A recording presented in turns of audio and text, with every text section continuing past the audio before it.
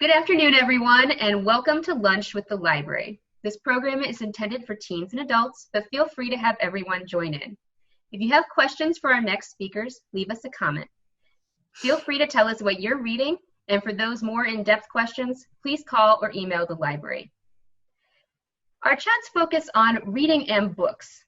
My name is Molly, and I'll be moderating. Today on our panel, though, we have some special guests from around the area.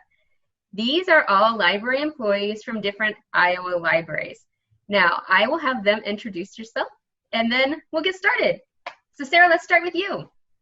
Hi, my name is Sarah Stellan. I'm the director of the Ely Public Library. Alicia, go ahead. Hi, I'm Alicia Mangin. I'm the Youth Services Librarian at Hiawatha Public Library. Erin, your turn. Oh, sorry. I thought I was after Olivia. My name is Erin Silva, and I am the Youth and Teen Services Librarian at the North Liberty Library. Olivia? Hi, I'm Olivia Stoner, and I'm the Children and Family Manager at the Marion Library. And Brian, how about you? Hi, my name is Brian Visser. I'm the Senior Librarian at the Iowa City Public Library. Thank you all so much for being here, and we really appreciate it. I know our patrons are going to just love seeing everybody's faces, knowing that everybody's still out there doing awesome library work. So we're going to start with our first question. Sarah, I'm going to have you start. This is the easy one of the day. What are you reading right now? Well, I'm actually not reading anything because I finished 2 books last night, but I brought them.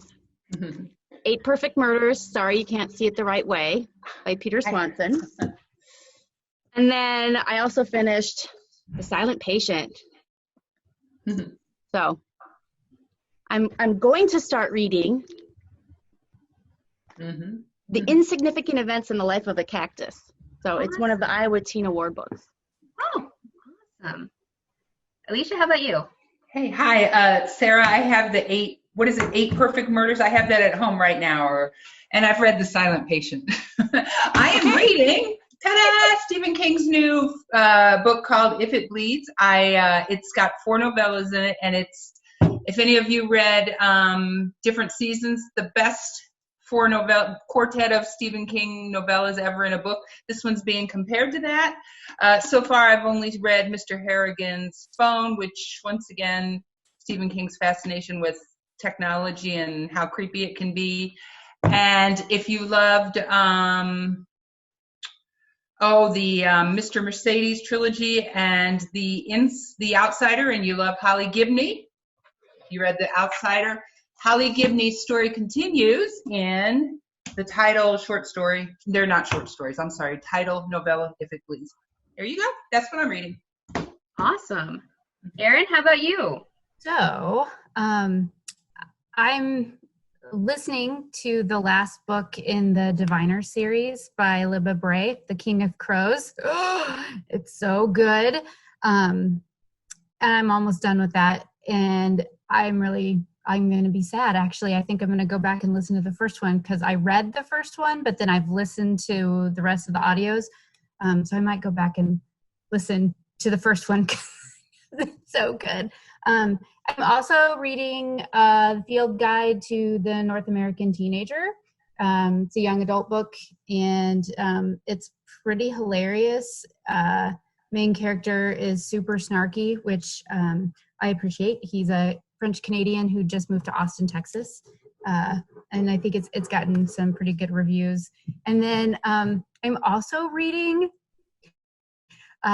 this book called Untrue, Why Nearly Everything We Believe About Women, Lust, and Infidelity is Wrong, and How the New Science Can Set Us Free by Wednesday Martin.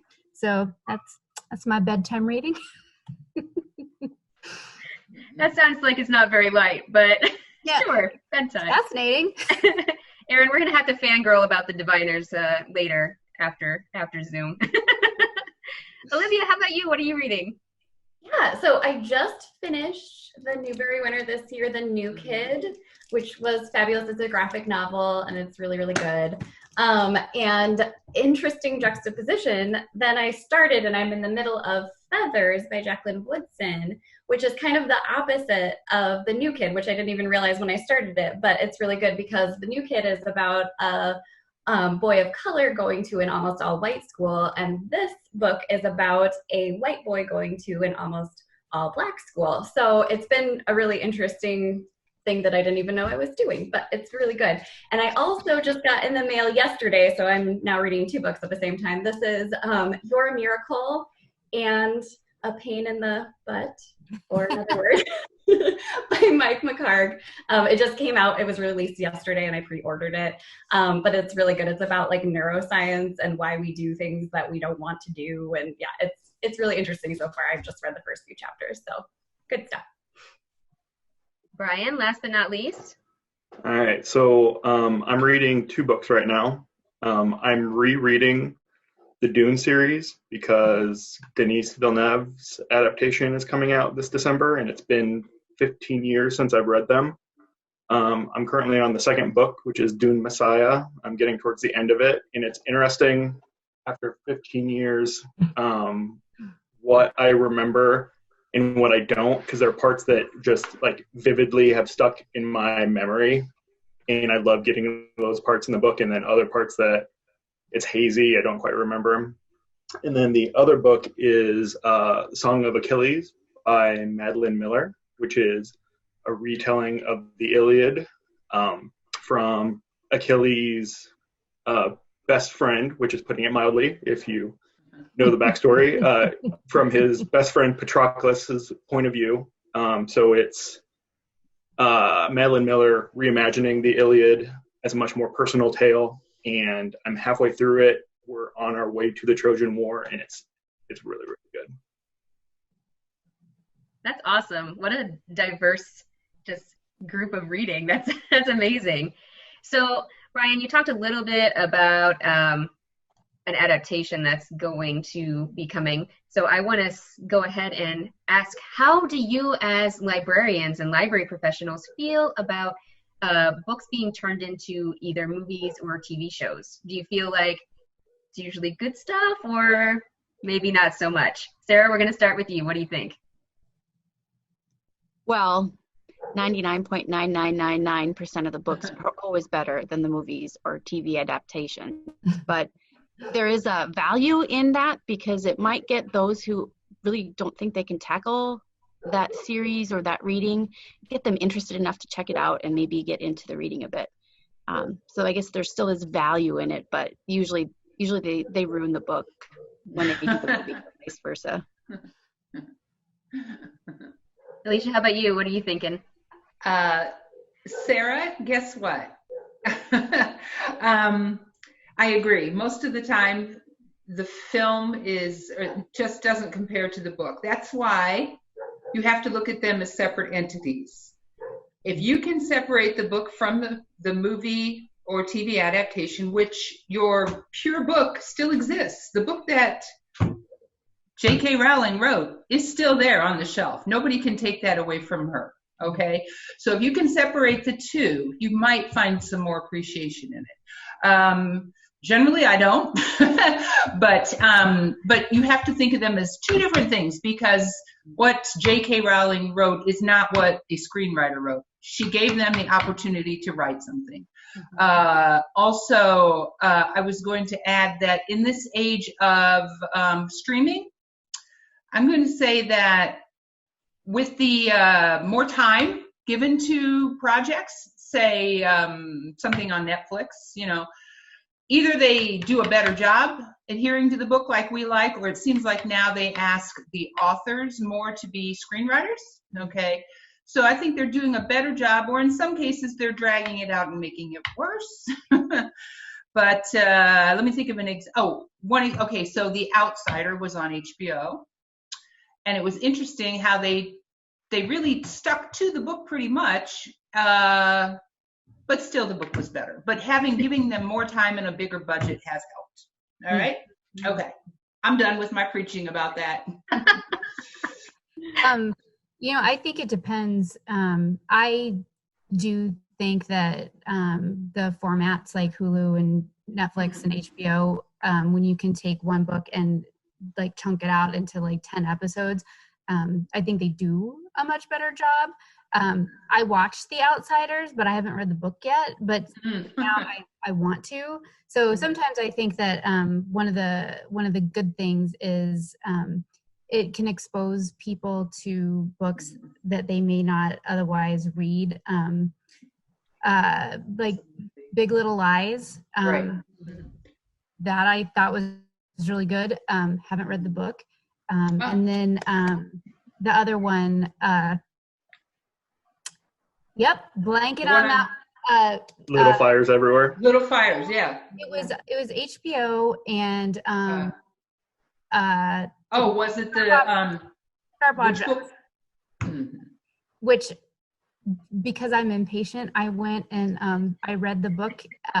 Actually, I picked up the book and started from where I was in the episodes and read the end because I couldn't handle the stress, so I had to know what happened. So, I think it can work as long as you're not expecting it to be exactly like the book. Mm-hmm. Totally. Yeah, I feel the same way. I think that you have to separate them because it's not going to be the way you pictured it in your mind. I'm just thinking of like Pride and Prejudice has so many adaptions of it. So, and I feel like you can enjoy different parts of that. Like, I wouldn't have imagined Lizzie as, acting that way, but I do like the way that actress portrayed her or things like that. So I think that as long as you can make that separation in your mind, I think adaptions can be fun and can inspire you to go back and read the original. Also, I think it's good for like culture. Like, I think that like I have never fully finished Les Mis, but I love the story of Les Miserables because I've seen the musical of Les Miserables. So, things like that where it's like, even if you haven't read the source material, it's part of like the larger culture. And so just having the option of like getting that into our system in a different way and maybe a quicker way, especially like if you struggle to read a full book, if you're a slow reader, or if you, have issues like that. So I think that there are definitely some benefits. I'm just thinking of some recent adaptions that I loved, and Good Omens comes to mind. I don't know if you guys have seen that or read the book. Terry Pratchett and Neil Gaiman wrote it, and it's hilarious. And then the new just like short mini series that they did of it is also hilarious and really well done. So I think that it's true, like the format has gotten better as like you can binge watch like a full season of a show that like tells more of the story and not just like a 2-hour movie that like cuts out all of the most important parts. The other thing that I was thinking of is, I don't know if any of you watched Watchmen on HBO. So that was, I mean, obviously like it wasn't exactly following the book. It was more like afterward, but yeah, that was like an amazing show that like had to be told in that format. So yeah, it was really, really interesting. So yeah, I think that there are definitely good qualities and there are some really, really bad adaptions out there. So. So yeah, I guess I have similar feelings. A lot of the times the adaptations don't match the source material. There are I won't say creative teams, but that's not right. There are say like when I mentioned Dune with Denis Villeneuve, he's one of my favorite filmmakers and he's tackling one of my favorite books. So I'm just like, well, I really just want to see what he does with it, kind of thing. And from interviews that I've read, it's a story that he's really attached to as well and wants to do it justice. So when it's that right creative team tackling it, but then there's always the worries of them not being able to capture the magic of what makes it special for you.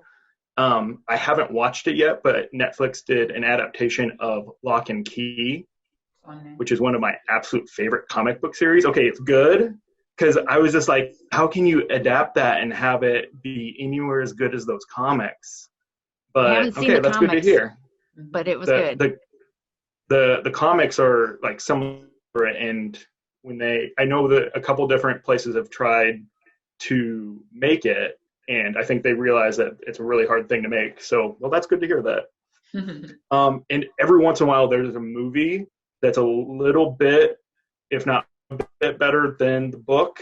And one that I always think of is LA Confidential with James Ellroy. I love the book, but the movie, because he kind of is a writer who goes all over the place.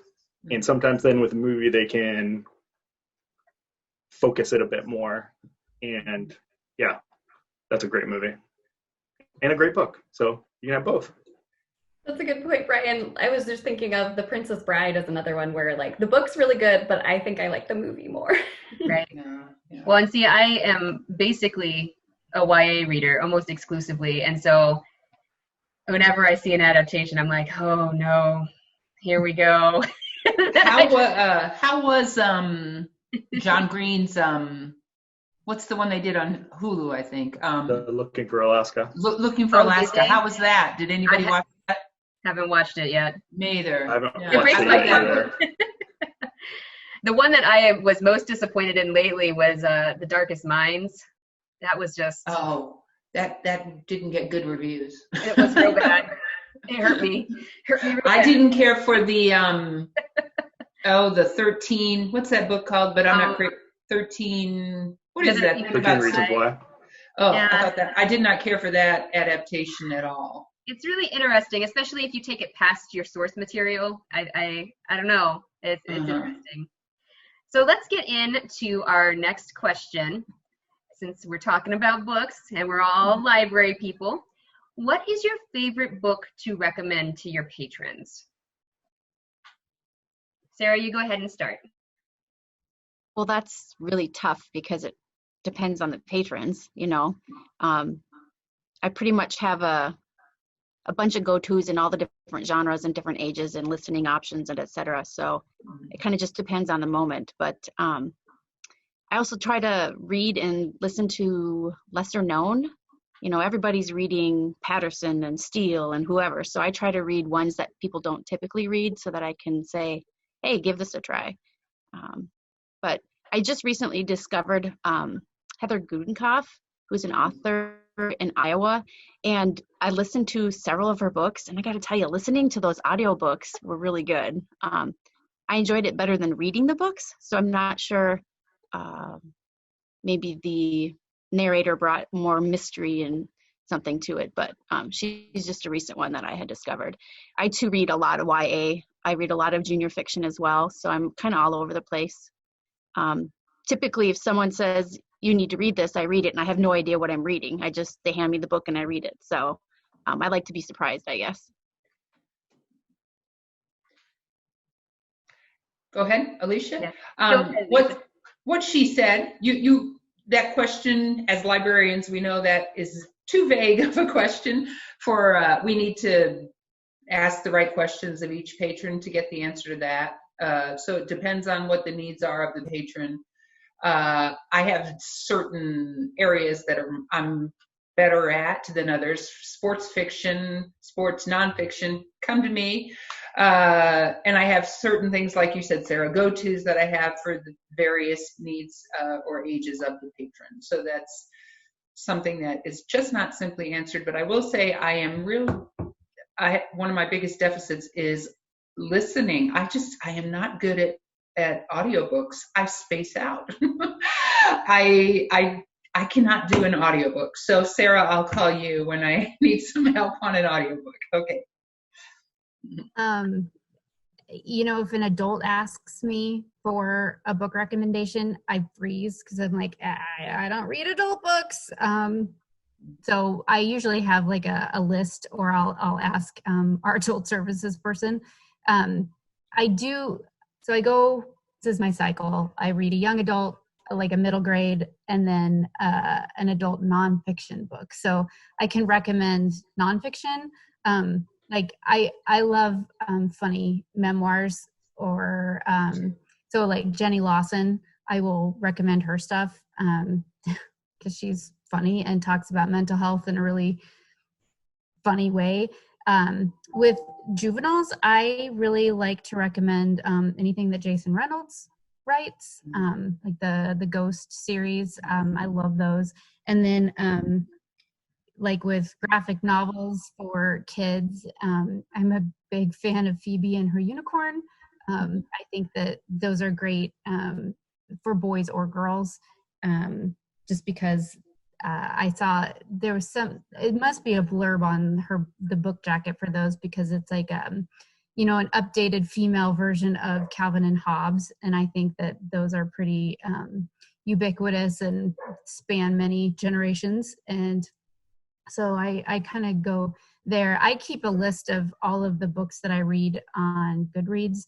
I don't usually review books, but I like to keep track there. So if somebody asks me, I can just like pull up my list, because I am terrible. I can either remember the author or the title, but rarely can I get them both together in my brain. So, which I think is fine, because then, you know, people can see that we use the same kind of tools that they do, and that we're not just these, like, you know, memorization machines.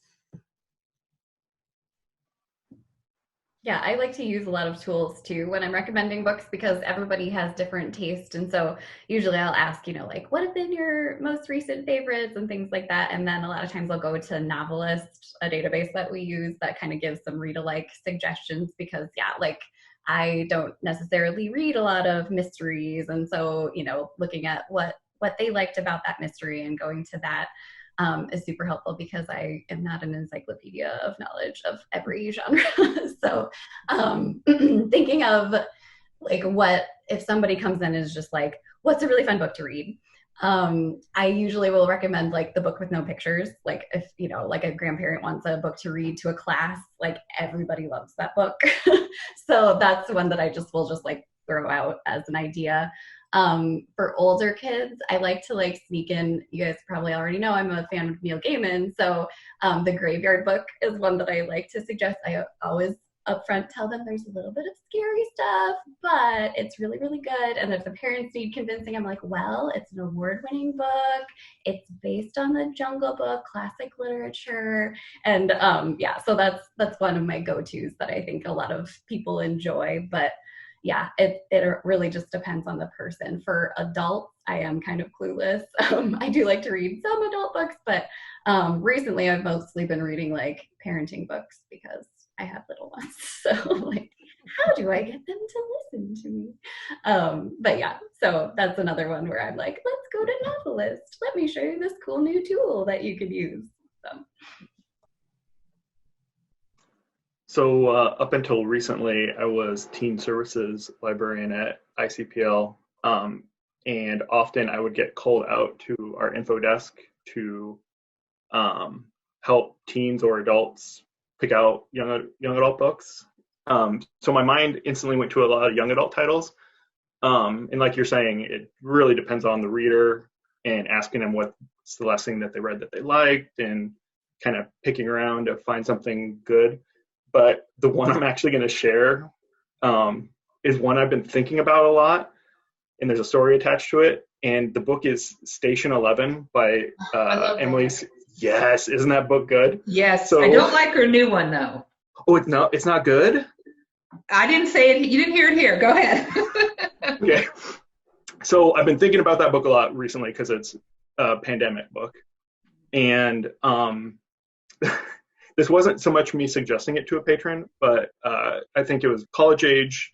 A woman came up to the desk and she had a list of books, and she goes, I'm supposed to read one of these. So I just scanned the titles, and that was one of the books. And I instantly went into gush mode. I'm like, oh, you're going to love this one. It's so amazing. And I'm just going on and on and on.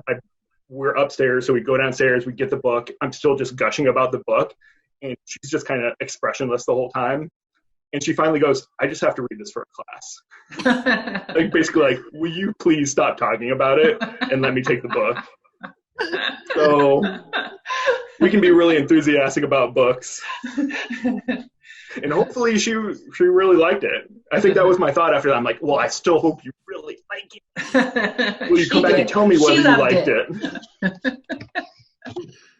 That is the thing though, right? Every patron is different, and we use the tools at our disposal, you know, Novelist, Goodreads, our own memories, our own things that we read. Like I never would know sports nonfiction ever. I mean, things like that. You know, we work with what we can, and every patron is different. That's the really cool thing about our job is, you know, it's like, ooh, what cool thing can I hand you today? What's your new favorite book?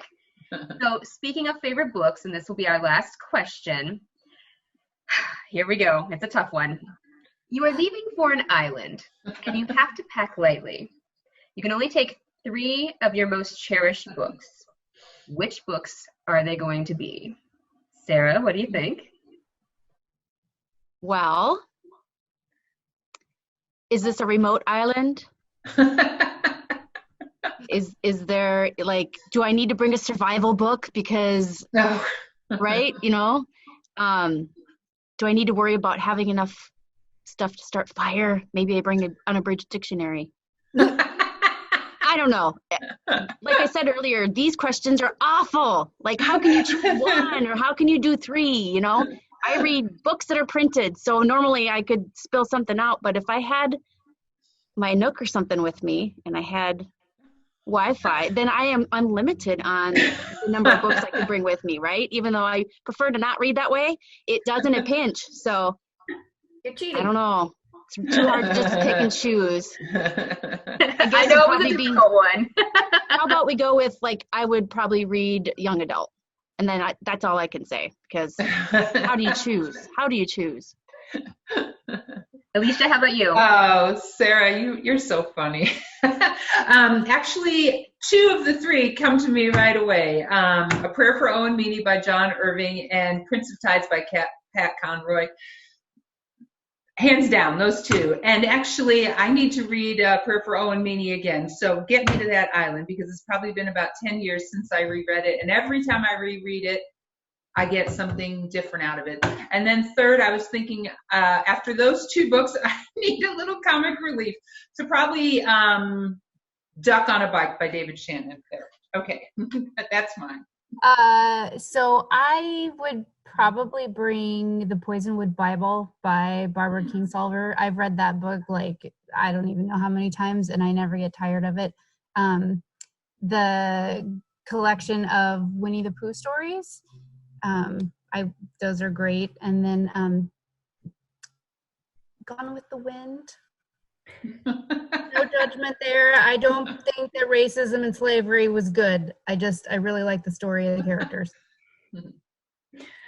Okay, yeah, I'm like Sarah, where I'm like, I can't choose, but like, if forced, just looking at my bookshelf, I thought of this earlier today, and I was like, okay, Perks of Being a Wallflower is very close to my heart. I love the story Gilead by Marilyn Robinson. That's just, yeah, like a beautiful story about letting go. And then, can I take like a compilation of the Chronicles of Narnia? Like, would that count as one? Those would be my favorite. I'm always bad about answering this question too, because it changes depending on the day. But today I will go with I'll Give You the Sun by Jandy Nelson, Uprooted by Naomi Novik, and